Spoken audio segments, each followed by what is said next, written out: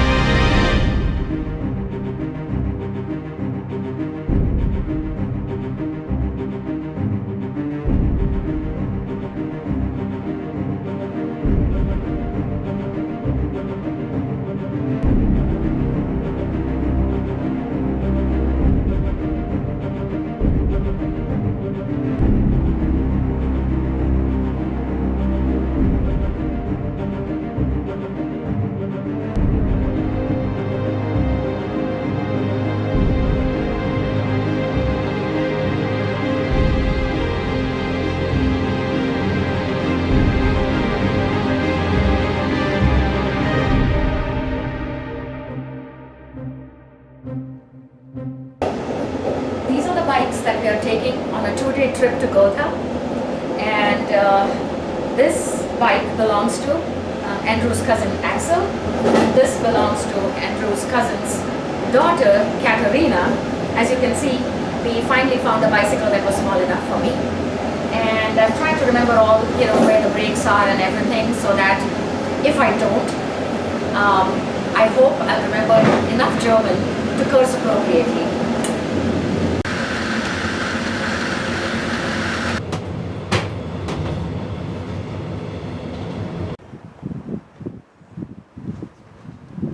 Hey, we're in Gotha! Yes, we just rode our bikes across from the railway station To the park, and now we're going to go to the intersection that my dad went through during World War II.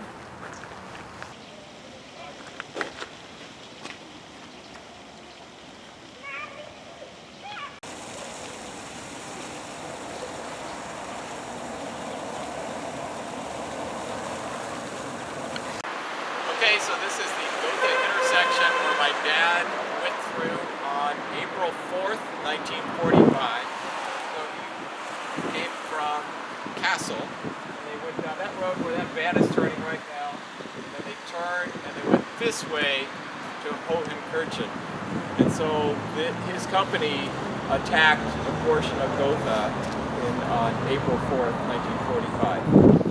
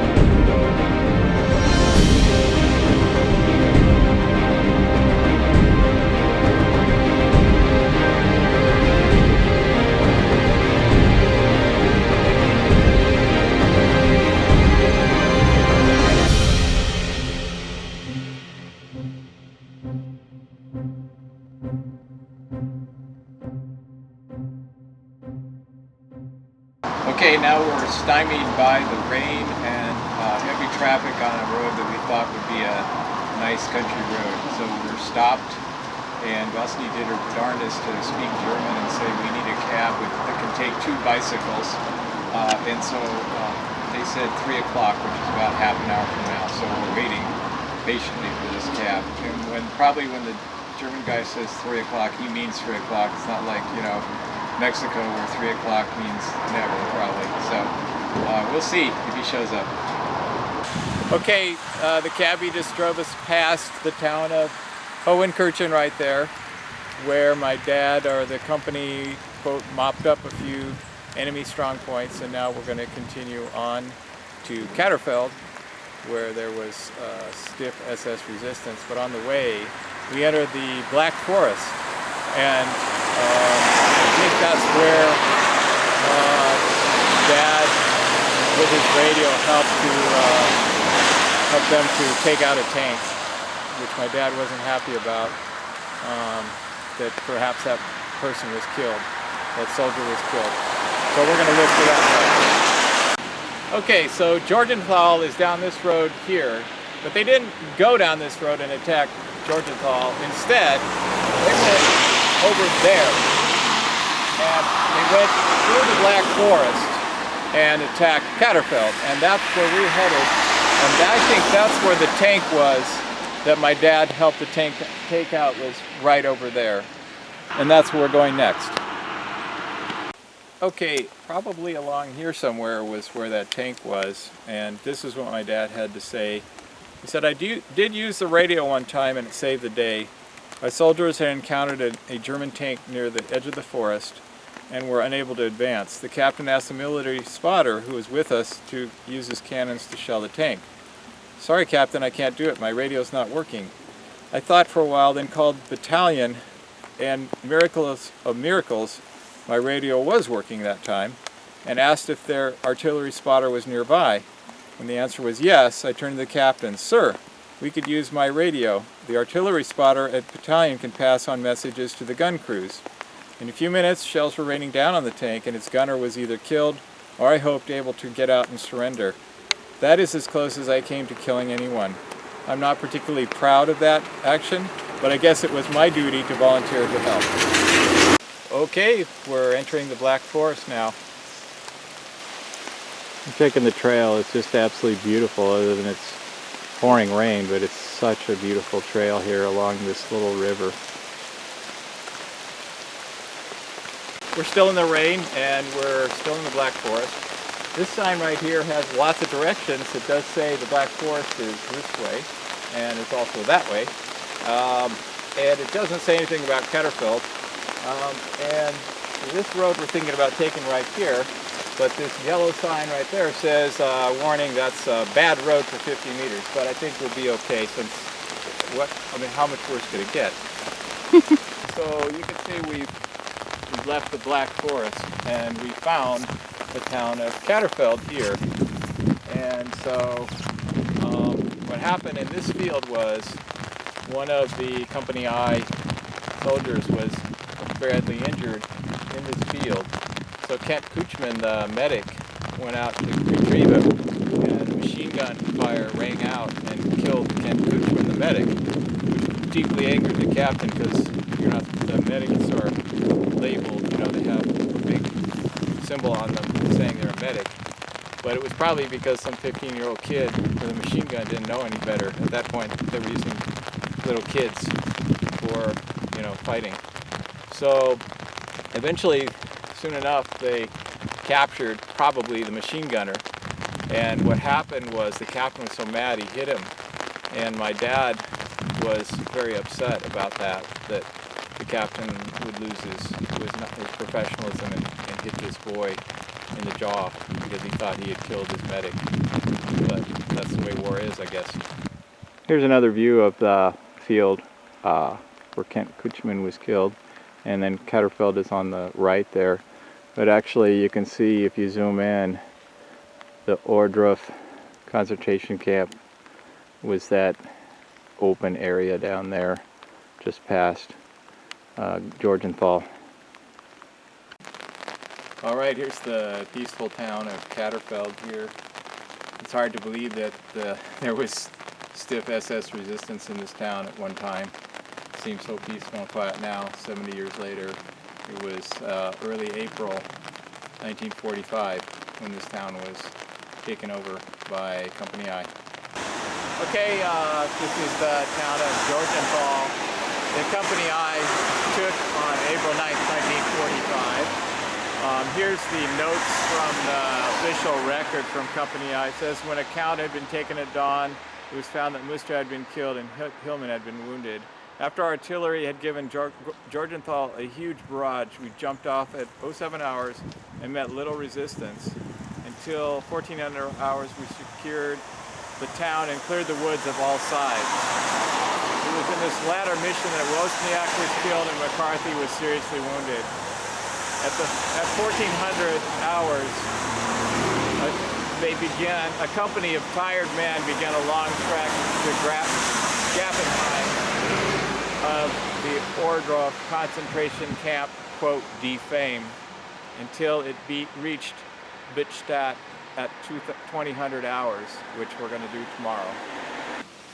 All right, we're almost at our hotel for the night, but we noticed this, around it is the people that were killed in World War I, and this looks like the people that were killed from 1939 to 1945, the Germans that were killed. Don't know if they're from here or they were killed near here, but that's a pretty big list of people, sadly, people that were killed.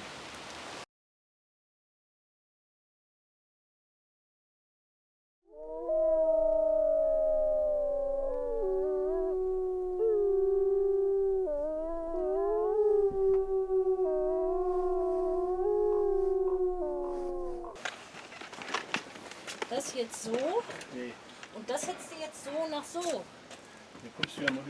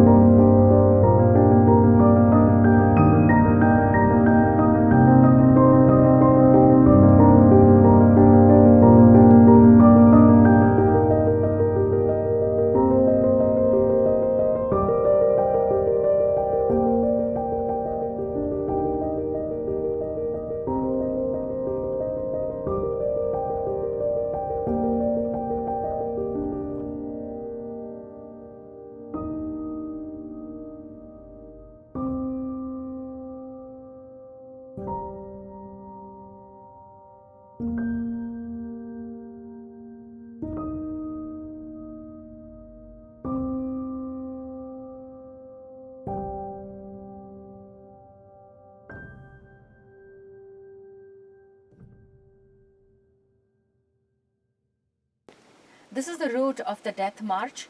On 3rd April 1945, the occupants of the concentration camp from Ohrdruf, Krawinkel and Espenfeld were evacuated on foot, but it was a death march. And here on from 6th of November 1944 to 3rd of April 1945, there were about 19,000 occupants who worked here. They were from the many concentration camps like Buchenwald, Auschwitz, Sachsenhausen, Dachau, and Flossenburg. They were brought here to work, and from many other countries from Europe. And at the height of the construction or the work that was going on here, there were about 3,000 people who lost their lives over here.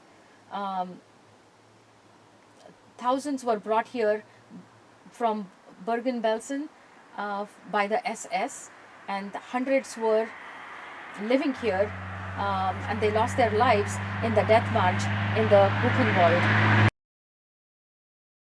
We are in Bittstadt, and Dad billeted for the night here, April 9th, 1945.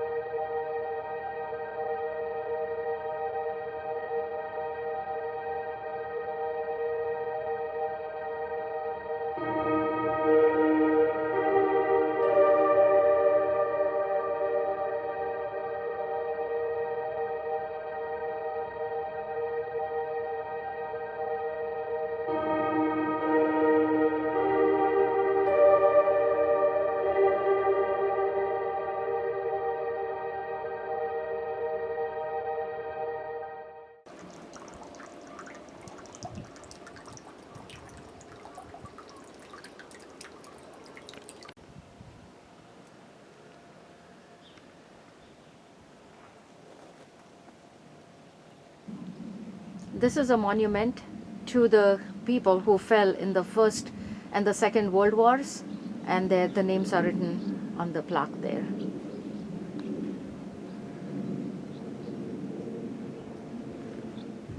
And this is the road to Arnstadt.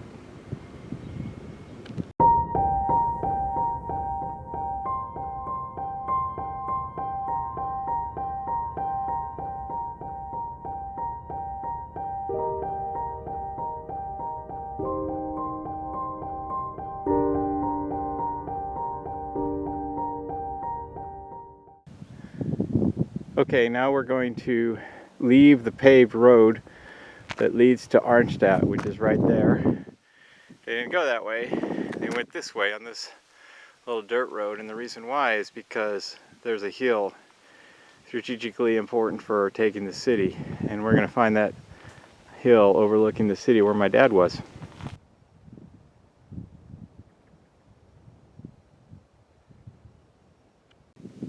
So this is the road that we just came on from Bittstadt that they took, Company I.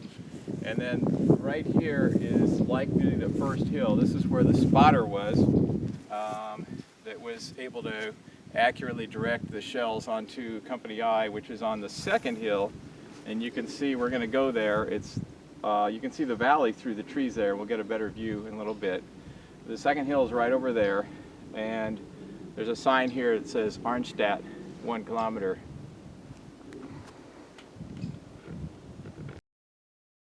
We're on the first hill where the spotter was, and you can see that this spotter, that's the second hill where my father was, and you can see there's a good view of that.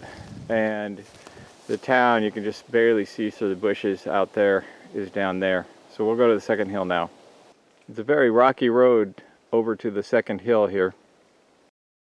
Now we're on the second hill, and you can see there's Arnstadt down there. The garrison was right down there where probably those white buildings were. The older red-tiled area was not bombed, but they were either on the hill I'm standing on right now, or they were on this one over here. Perhaps they're on this one. My dad mentions a berm, or a low wall, but we don't see it anywhere. We'll look for it. Let me read to you my dad's memories of this hill here. On April 10th, 1945, he says, "I remember being in a field outside of Arnstadt where members of our company were lying on a little rise overlooking the city. Soon artillery shells came lobbing onto the field. Naturally, we were all lying down since that's what we had been taught, take cover. The shells were all landing about 30 feet from us. I could see some of my buddies lying on an embankment overlooking the town. as the shells would explode, they would look around to see where the shells were landing. I was surprised that close as the shells were landing, none of us were hurt. I still can't understand that. So here's a view looking up the hill, and there is a drop-off, indeed a drop-off. There's one here, and nice German gentleman drinking a beer, probably where the guys were laying. They were looking back. So my dad may have been laying right here, or further up the hill. This is the company I recapped during the same period, April 10, 1945. After a previous night of patrolling and outpost duty, we shoved off at 700 hours, with our mission being the taking of Arnstadt. Arnstadt was a city of 20,000, and since we knew there was a garrison stationed in its limits, naturally we expected a fight. We encountered no opposition until we reached the outskirts, and the garrison was in sight, but then we had to hit the ground because of sniper and artillery fire. As the artillery fire from the enemy became more intense, the forward observer was located on the hill to the left, and he was chased from the hill by shells from our 81mm mortar. However, it was really too late because the artillery was already zeroed in on us. After the snipers had been taken care of, an ultimatum was sent by Lieutenant Weber to the garrison commander to surrender the city. When the garrison commander stated that he was going to fight for the city, all 8 battalions of artillery that we had in support proceeded to more or less level the city. Before the dust from the shell burst and settled, we were in the city with a platoon of tanks. Soon we had accomplished our mission and had security out.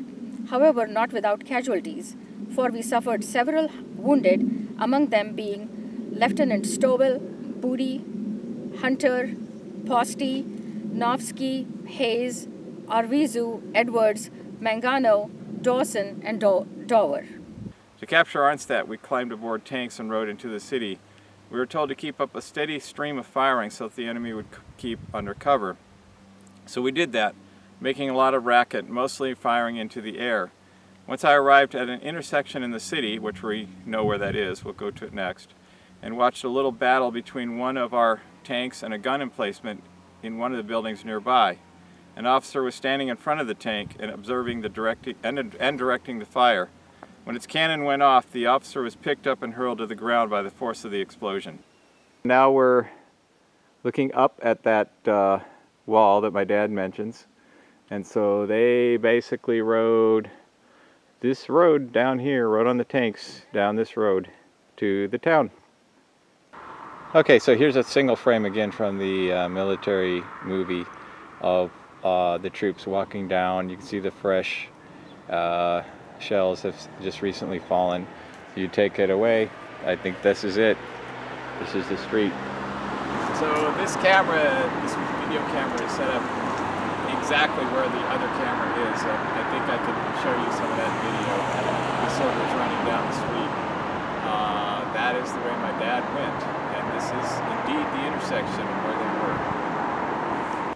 This is the memorial to the victims in the bombing that happened between 1944 and 1945, and also in the artillery fight from April the 10th, 1945, and also in the end on the 12th of April, 1945. And these people lived in Arnstadt. And then lastly, it says, "Keep the peace."